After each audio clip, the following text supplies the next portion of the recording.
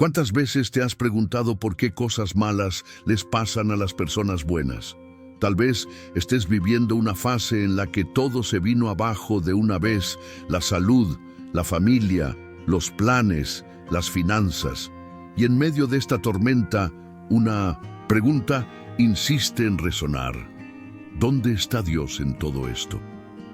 Si alguna vez has sentido este dolor silencioso, esta sensación de abandono a pesar de ser fiel, entonces esta historia es para ti. Hoy vamos a sumergirnos en la trayectoria de Job, un hombre íntegro, próspero, admirado y aún así aplastado por una secuencia de tragedias. Pero ¿por qué Dios permitió tanto sufrimiento? ¿Será que la justicia divina falló? ¿O será que hay algo más profundo detrás de lo que los ojos pueden ver?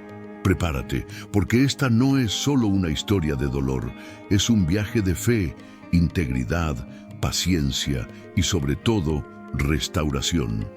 A lo largo de este contenido, te darás cuenta de que la humillación puede ser el suelo de la recompensa divina y que incluso cuando todo parece perdido, Dios sigue escribiendo capítulos con finales sorprendentes. Vamos juntos a entender cómo la intercesión, la esperanza y la resiliencia espiritual transformaron cenizas en gloria. Y quién sabe, descubras que tu valle oscuro también puede ser el inicio de un nuevo recomienzo. Si sientes que estás en el límite, respira hondo. La historia de Job comienza con pérdidas, pero termina con un legado eterno. Y tal vez sea esto lo que Dios quiere mostrarte hoy, que el sufrimiento puede incluso durar una estación, pero la fidelidad del Señor dura para siempre. Antes de cualquier tragedia, existía un hombre llamado Job, alguien que parecía haber alcanzado la cúspide de la estabilidad y la bendición. Vivía en la tierra de Uz y era conocido por su integridad, por su fe firme y por apartarse del mal, como quien huye de una trampa. No solo era rico materialmente, sino espiritualmente próspero. Job no era arrogante, aunque tuviera miles de ovejas, camellos, bueyes y siervos. Era el tipo de persona que, si viviera hoy, se despertaría temprano, oraría por su familia y aún llamaría para ver si alguien necesitaba ayuda. La amistad con Dios era algo visible en la vida de Job. No solo se preocupaba por su propia conducta, sino que también intercedía por sus hijos, ofreciendo sacrificios continuos a favor de ellos en caso de que hubieran pecado en silencio. Esto nos muestra un principio valioso: quien ama de verdad no espera que el error ocurra, ora antes. Su espiritualidad no era egoísta, era relacional, dirigida a la protección de los demás. Y entre nos, ¿qué padre hace eso hoy en día con tanta dedicación? Ser próspero no es solo tener bienes. Job era el reflejo de alguien que buscaba vivir de forma justa ante la justicia divina. Y esta postura hacía que su nombre resonara por toda la región como un ejemplo de fe y carácter.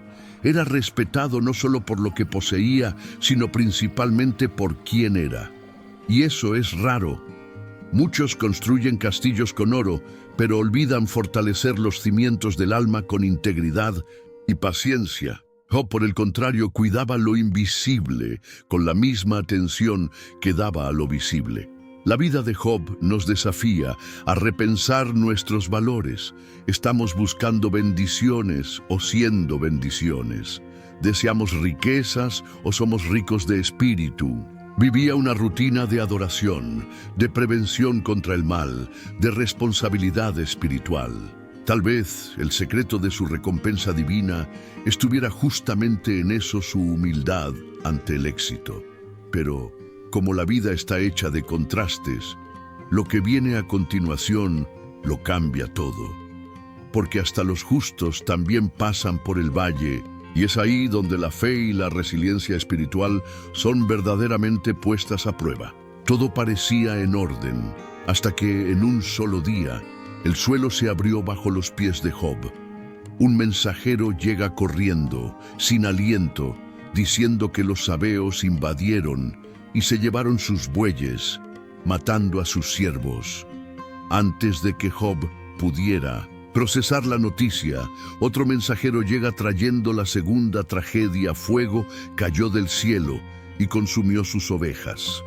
Aún sin entender, otro llega anunciando que los caldeos atacaron, se llevaron sus camellos y diezmaron a más siervos. Es como si el dolor hubiera decidido hacer fila y entrar uno por uno, sin pausa. Pero nada se compara a la cuarta noticia. El último mensajero llega y dice que una ventisca poderosa azotó la casa donde sus hijos estaban celebrando. El techo se derrumbó y todos murieron. 10 hijos, todos a la vez. No hay ensayo emocional que prepare a un padre para enterrar a un hijo. Imagina 10. Este fue el colapso de Job, la pérdida no solo de los bienes, sino de su razón de sonreír. El sufrimiento se convirtió en carne en su vida, y la humillación ganó voz en el silencio del luto. En este torbellino de dolor, la fe de Job no se evaporó como se esperaba. En vez de rebelarse, rasgó sus ropas, se lanzó al suelo y dijo algo que pocos en desesperación podrían pronunciar. El Seor lo dio, el Seor lo quitó, bendito sea el nombre del Seor.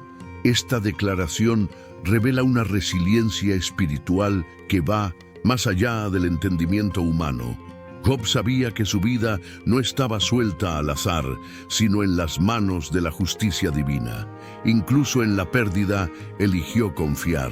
Este momento de la historia nos enseña que la integridad verdadera no depende de lo que tenemos, sino de lo que somos cuando todo nos es quitado. La paciencia de Job ante la destrucción es casi desconcertante. No negoció su fe, incluso cuando parecía que Dios se había callado. Y aquí reside una lección profunda. Cuando todo se derrumba, aún es posible mantener la esperanza en pie. El sufrimiento reveló que, detrás de la apariencia próspera, había un corazón forjado en la eternidad. Y esto lo preparaba para algo aún mayor, enfrentar el luto más profundo sin dejar de creer. Cuando el dolor sobrepasa el límite del cuerpo y alcanza el alma, hasta el suelo parece demasiado pesado para sostener. Job, en medio de las cenizas, hizo lo que muchos harían en un estado de luto extremo: rasgó sus vestiduras, se afeitó la cabeza, se sentó en silencio y tomó trozos de cerámica para rascarse, en un gesto que mezclaba angustia física y desesperación emocional. Era más que sufrimiento, era humillación. Un hombre antes rodeado de honor, ahora solo, enfermo y sin sus hijos. Un escenario de silencio ensordecedor. En estas horas es como si el tiempo se detuviera. ¿Qué decir cuando no hay palabras que traigan consuelo? Job no cuestiona de inmediato, siente, llora. Y esto también es fe, porque fe no es sonreír fingiendo que no duele. Fe es seguir creyendo, incluso cuando todo alrededor grita lo contrario. Su lamento no es debilidad, es humanidad. Entiende que lamentar no es pecado, es parte del proceso de curación. Incluso en su dolor profundo, Job no perdió el sentido de que Dios todavía estaba allí, aunque en silencio. Esto exige una paciencia que sobrepasa cualquier lógica. No tenía explicaciones, no recibió promesas, pero aún así no abandonó su confianza. Hay un tipo de esperanza que sobrevive a la pérdida, y Job nos muestra eso.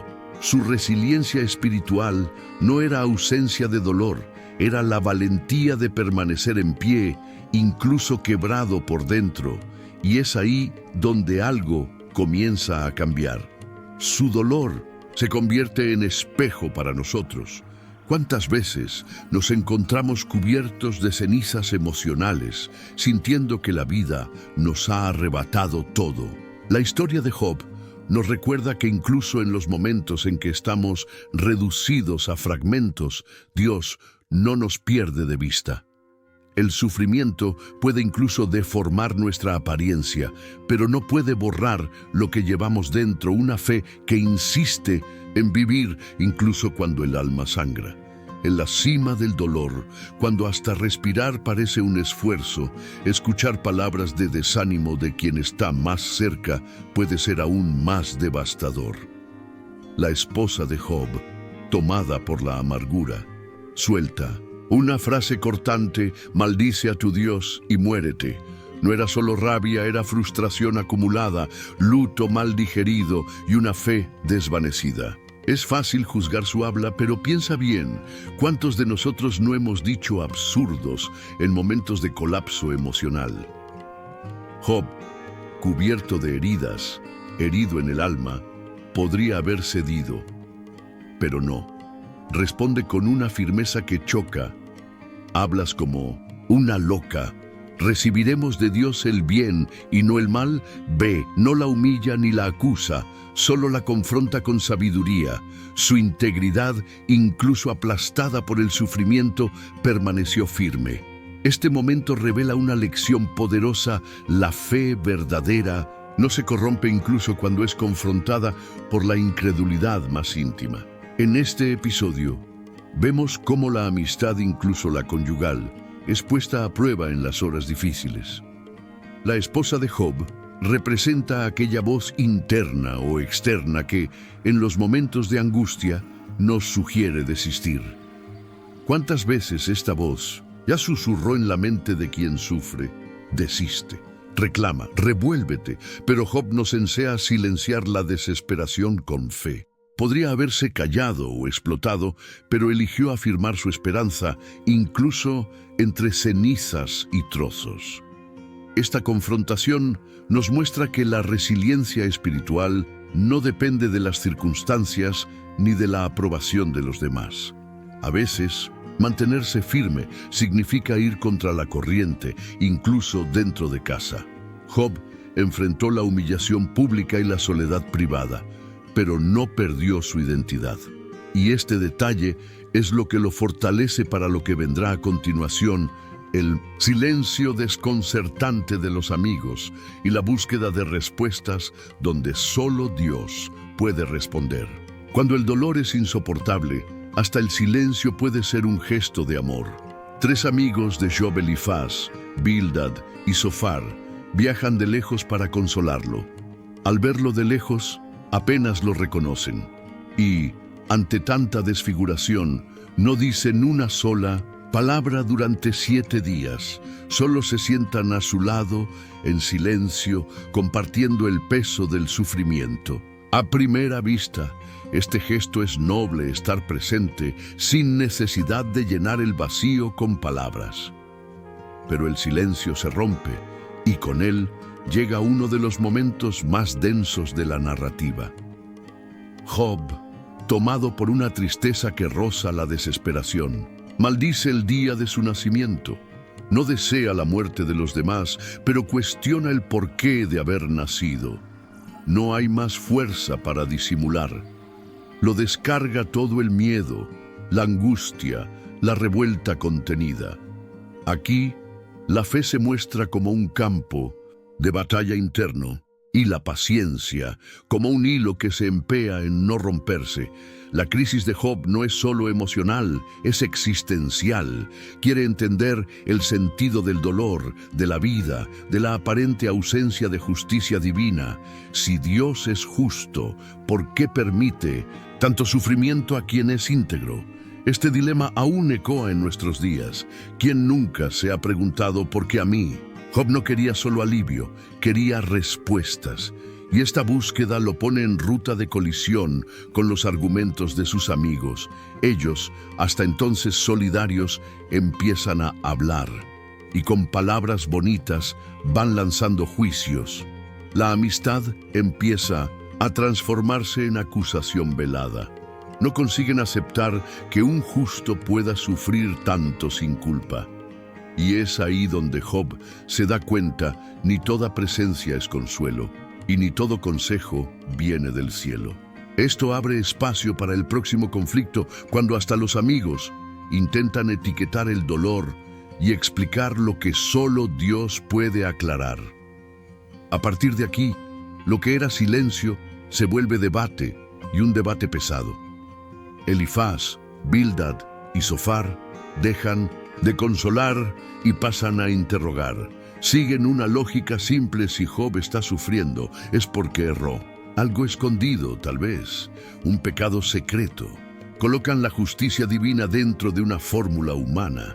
El problema es que Dios no cabe en ecuaciones y el dolor no siempre es castigo. La amistad, antes empática, se convierte en tribunal.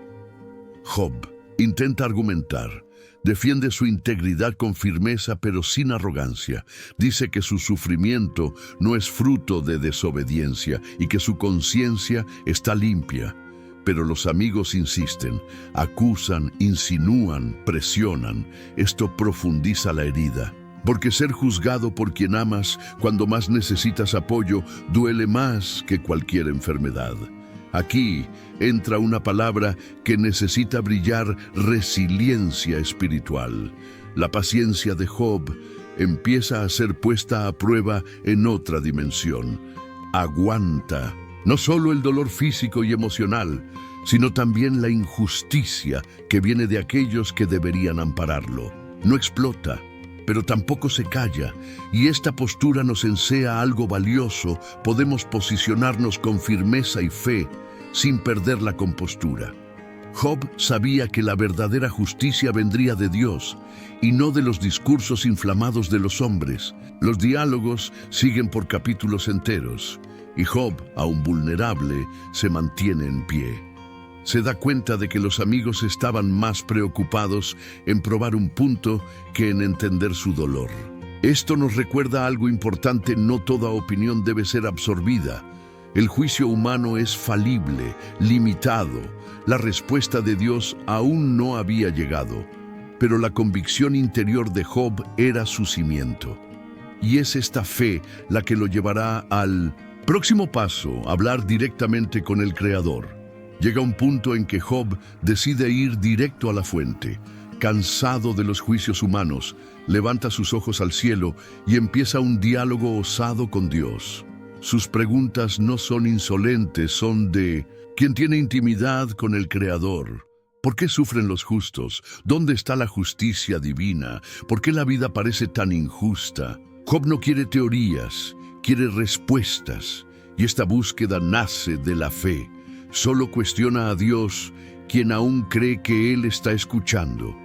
Las palabras de Job están cargadas de emoción, dolor y al mismo tiempo esperanza.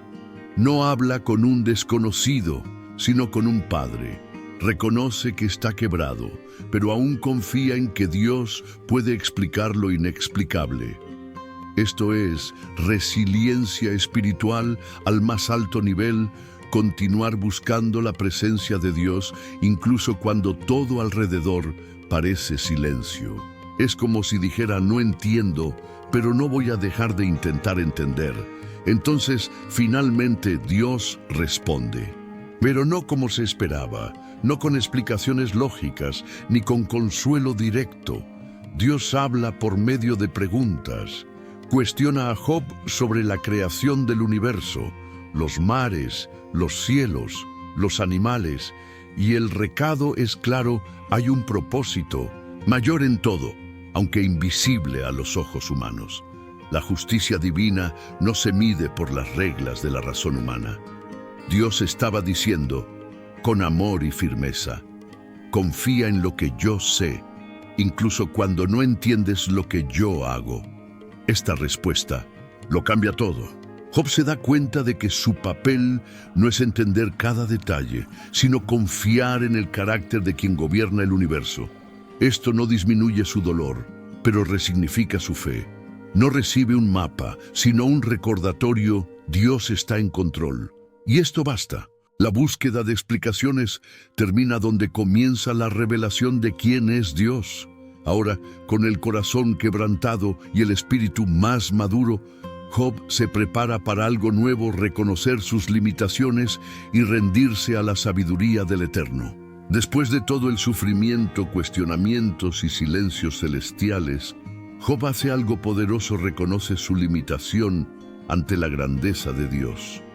Dice: antes te conocía solo de oír hablar, pero ahora mis ojos te ven. Esta frase es un hito. Job no recibió explicaciones detalladas, pero tuvo un encuentro real, y esto lo cambió todo. La fe, que ya era fuerte, ahora se vuelve aún más profunda. La humildad de Job se convierte en el suelo fértil para la restauración que vendría. Job se arrepiente en polvo y cenizas, no porque haya pecado ocultamente, como acusaron sus amigos, sino porque reconoce la soberanía de Dios de forma más amplia. Es un arrepentimiento que nace de la revelación, no de la culpa. Y lo más sorprendente, Dios no solo restaura a Job, Él también lo transforma en intercesor. Dios exige que sus amigos sean perdonados mediante la oración de Job. Aquellos que lo acusaron ahora dependen de su compasión. La amistad es reconfigurada por la gracia. Esta inversión es profunda. El humillado se convierte en canal de perdón. Job ora por los amigos y esto libera la respuesta de Dios. La intercesión aquí no es solo un acto espiritual, es cura en movimiento. Job, que perdió todo, ahora libera perdón y ve su propia vida siendo reconstruida. Dios le da el doble de todo lo que tenía. La recompensa divina no es solo material, es espiritual, relacional, emocional. Dios restituye con abundancia y honra a quien se mantiene fiel. Pero fíjate, la restauración no viene antes del arrepentimiento y de la intercesión. Este es el ciclo divino. Primero viene el reconocimiento, después la liberación del perdón, y entonces la respuesta de Dios. Es así como la justicia divina se revela no solo corrigiendo, sino elevando. Job no vuelve al punto de partida, va más allá. El sufrimiento no fue en vano. Fue el escenario donde Dios construyó algo eterno. Y ahora, lo que parecía perdido se transforma en legado. Después de la tempestad vino la bonanza y no fue pequea. Job tuvo más 7 hijos y 3 hijas, el mismo número que antes. Pero ahora, los nombres de las hijas son registrados, algo raro en la cultura de la época. Esto muestra que Dios no solo restauró, sino que elevó el valor de todo a su alrededor. Las hijas de Job eran descritas como las más bellas de la tierra y recibieron herencia junto a los hermanos, otra señal de la justicia divina, rompiendo patrones culturales. Dios no hace copias, Él hace mejor. La recompensa divina es generosa, pero también llena de significado. Job vivió 140 años más después de la restauración, tiempo suficiente para ver 4 generaciones. Imagina lo que es poder contar su historia a los bisnietos, con marcas en el cuerpo, pero fe aún más firme en el alma. Su integridad no solo fue preservada, fue celebrada, y su paciencia, antes vista como resistencia, ahora es testimonio de esperanza viva. El sufrimiento se convirtió en plataforma de inspiración. El legado de Job no fue solo de bienes, sino de sabiduría. Cada conversación, cada nieto sentado en su regazo, probablemente escuchó más que historias, escuchó principios de fe, de humildad, de confianza en medio del caos. Su vida enseñaba, sin necesitar mucho discurso, que Dios puede permitir el sufrimiento, pero nunca nos abandona en él, y que quien permanece firme, con resiliencia espiritual, recibe más que restitución, recibe propósito. Al final, Job murió en paz, no con el corazón amargado, sino lleno de esperanza. Vio, vivió y dejó un ejemplo eterno. Su historia continúa ecoando, enseñando que la fe verdadera no se revela en los días buenos, sino en los momentos en que todo parece perdido. Y aún así, elegimos confiar. El legado de Job no es solo un buen recuerdo, es un llamado. ¿Y tú? ¿Qué harás con el dolor que atraviesas? ¿Lo dejarás que te defina o permitirás que Dios lo transforme en testimonio? Los números de la vida de Job no son meros registros, son símbolos vivos de la justicia divina y de la fidelidad recompensada. Después de la prueba, Dios le dio 14,000 ovejas, 6,000 camellos, 1,000 bueyes y 1,000 asnos, el doble de lo que poseía antes. ¿Y por qué importa esto? Porque muestra que Dios no solo repara, Él multiplica. El sufrimiento no fue un punto final, sino una coma antes del cambio. La recompensa divina vino con generosidad y significado. El número de hijos también se repitió, 7 hijos y 3 hijas. Dios no cambió la estructura familiar, sino que la rehizo con sensibilidad. Y en este nuevo capítulo, las hijas de Job recibieron un destaque especial, lo que para los estándares antiguos era prácticamente revolucionario. Esto nos revela que cuando Dios restaura, Él también renueva mentalidades, honra a personas antes olvidadas y redefine estándares. Es justicia divina con propósito y detalle.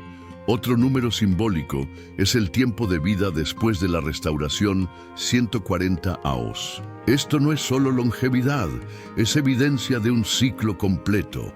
Job vivió lo suficiente para presenciar generaciones enteras creciendo bajo la sombra de su ejemplo. Él no solo sobrevivió al dolor, floreció después de él. Este número apunta a la plenitud, un tiempo prolongado para fructificar, aconsejar, amar y seguir siendo luz, incluso después de las tinieblas. Estos datos no son fríos, son testimonios silenciosos de un Dios que ve, actúa y responde. Cada número lleva un mensaje: la fe es recompensada, la paciencia es valorada, la integridad es recordada. Tal vez hoy te encuentres en el capítulo del sufrimiento, pero recuerda los números de Job. Ellos dicen sin palabras que hay esperanza, porque cuando la respuesta de Dios llega, viene con medida remecida, sacudida y rebosante. La historia de Job no es solo sobre tragedia y superación, es sobre una fe que permanece incluso cuando no entiende, sobre resiliencia espiritual ante la humillación y sobre un Dios que, en el momento adecuado, trae respuesta, justicia y restauración. Job nos enseñó que no necesitamos tener todas las respuestas para seguir confiando, que incluso en medio del sufrimiento más profundo hay espacio para mantener la integridad. Ahora, piensa un poco cómo has reaccionado en tus días difíciles. ¿Estás permitiendo que el sufrimiento defina tu identidad? ¿O has buscado en Dios la fuerza para levantarte aunque aún no veas la salida? La paciencia de Job no fue pasiva, fue activa, llena de propósito, sostenida por la esperanza de que Dios aún estaba en control. Y lo estaba. Él siempre lo está. Tal vez hoy necesites ponerte delante de Dios y decir como Job: no entiendo, pero confío. Quizás necesites perdonar, como Job hizo con sus amigos. O quién sabe, es hora de interceder por alguien, incluso mientras aún te curas. Recuerda, fue cuando Job oró por sus amigos que la respuesta de Dios llegó. El milagro comienza donde termina el orgullo, y la recompensa divina llega cuando el corazón está listo para recibirla. ¿Qué tal aplicar esto a tu vida? ¿Qué áreas necesitan ser entregadas, restauradas o revisadas? No dejes que esta historia sea solo un contenido más. Transfórmala en un punto de inflexión. Y si te habló, compártela con alguien. Suscríbete al canal, activa las notificaciones y acompaña más historias como esta, porque la Biblia está viva y tiene mucho que decir a tu vida hoy.